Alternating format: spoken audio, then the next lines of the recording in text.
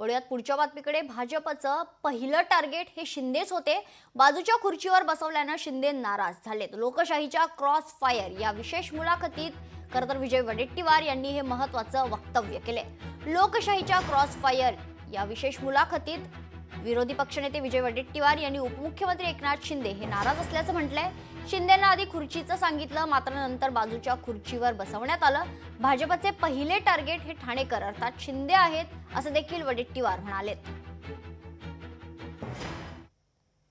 ठाणेश्वरांची नाराजी नेमकी कशावर नाही? मग तुम्ही फार जवळनं पाहताय सत्ताधारी राजकारण। मला वाटतं की त्यांच्या बोलण्यातून आणि चर्चेतून त्यांच्या जवळच्या मित्रमंडळींच्या त्यांना काही कमिटमेंट्स केल्या होत्या। त्यांना असे म्हणतात की महाराष्ट्राच्या राजकारणात, महाराष्ट्राच्या विधानसभेच्या निवडणुकीमध्ये त्यांचा वापर केला गेला, पैसे त्यांनीच लावले, बरं असंही असंही म्हटलं जातं। सत्य काय तथ्य काय ते त्यांना माहीत, कारण आम्ही काही त्यांच्या पक्षात नाही किंवा जवळपासही नाही।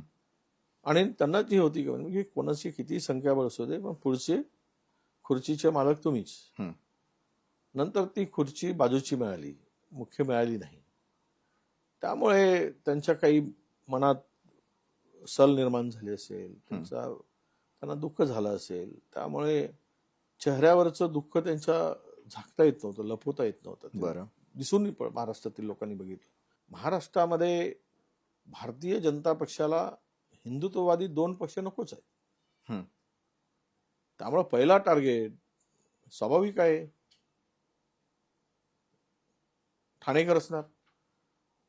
एकाचे दोन केलेत, दुसरा प्रबळ झाल्यावर त्याला संपवून टाकायचं आहे, तो तर संपणार आहे, अशी भूमिका कदाचित असेल की महाराष्ट्रामध्ये हिंदुत्ववादी दुसरा पक्ष नको आहे।